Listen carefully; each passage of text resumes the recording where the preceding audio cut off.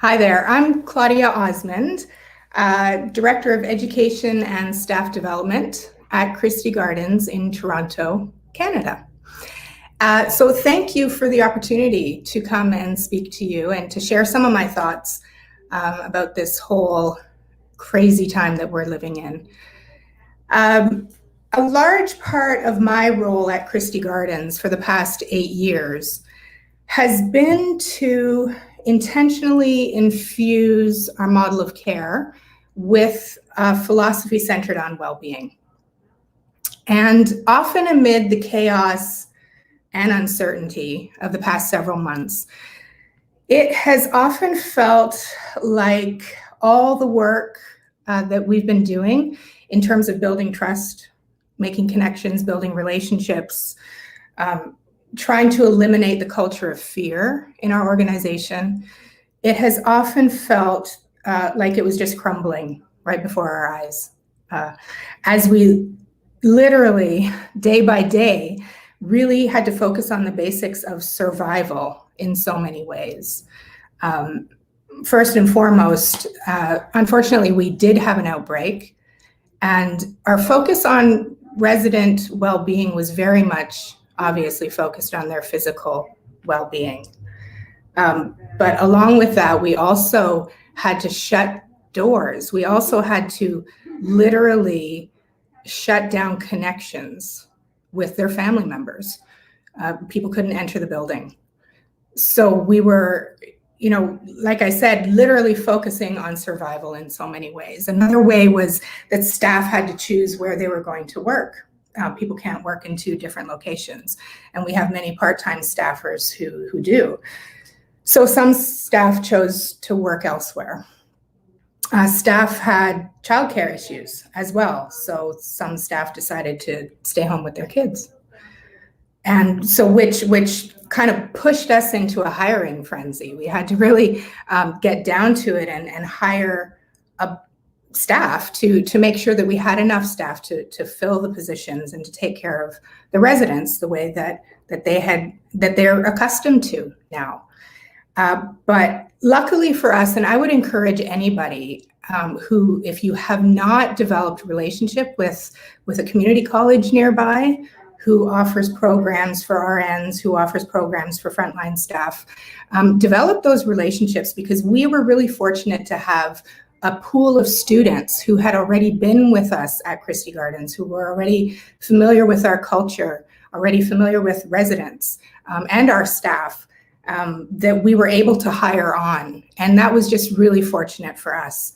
So we were able to actually get people in who were already familiar. And for the most part, it worked out really well. So I would encourage you, if you don't have relationships with community colleges, to do that. It really does pay off. But during all of that time, I was really grieving. I was really lamenting and feeling the loss of so much, as I'm sure you can relate to. And one day, as I was reflecting on everything that was happening around us and the way that things were going, not the way that we had decided we wanted them to go, an image popped into my head, and I want to share that with you. I hope you can see it. You may have seen this before. It's an image, let me see if I can get this right. There we go. It's an image of a crumbling wall. And there's a Lego artist by the name of Jan Voorman, who actually goes around and fills crumbling walls with Lego, which is really cool. And this image popped into my head. And as I was thinking about it, I wrote a poem, and I just want to read that poem to you. When structures crumble, something happens. Spaces are created amid the rubble for something new. Spaces to refill, spaces to create, spaces to discover new ways of doing, new ways of being. Think of how and with what these structures could be rebuilt, redesigned, reimagined, revived. New insights, new discoveries, new knowledge about yourself about others. Think better, stronger, more stable, sustainable, important and essential change. So I was thinking, how can I rebuild? How can I be part of rebuilding the spaces that have been created by our crumbling structures? Our structures have crumbled. There are spaces now. Things have not gone exactly the way that we were intending them to. What knowledge and insights have we gained that will help us to rebuild?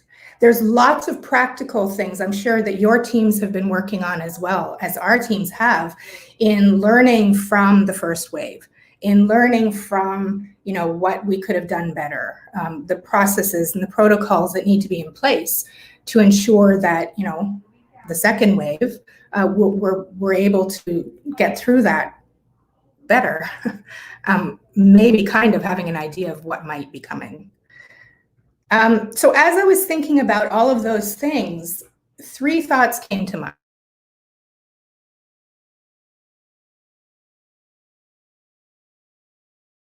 We are resilient. I looked it up in the dictionary, and resiliency of a person or an animal means that we're able to withstand and recover quickly from difficult conditions. Of a substance or object, resiliency is able to recoil or spring back into shape after bending, stretching, being compressed. And we have all been bent, stretched, and compressed. But unlike objects that might lose their shape from being bent and stretched and compressed, we actually gain shape. And I don't mean the COVID-15, that we could do without that shape, but we gain shape, we gain knowledge, we learn and we grow. So we are very resilient. We come back stronger. The second thought that I had is that we have way more capacity than we think. We can do hard things. Just when we think that things can't get any worse, just when we think that we can't handle anymore, we actually can. We actually can. And we're able to do that, I believe, in proportion to how we take care of ourselves in between. In the in-between times, we need to rest. We need to discover, if we don't know, what truly replenishes us. Because in the in-between moments is when we can build that capacity back up. I'm a writer as well. And I used to think that if I wasn't sitting at the keyboard with my hands on the keys typing, then I wasn't writing, because writers write. But I've come to learn and I've come to believe that everything I do is part of the process.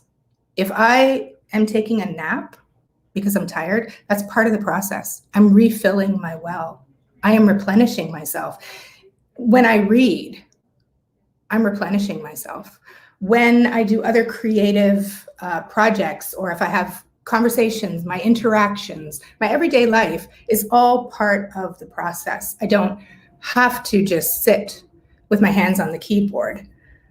So in our work, it's really important to see how we take care of ourselves outside of the workplace, and the relationships that we build and the connections that we have, and resting, napping is really important, so we can build that capacity, because we can do hard things and we can do more than we think we're capable of if we take care of ourselves in the times in between.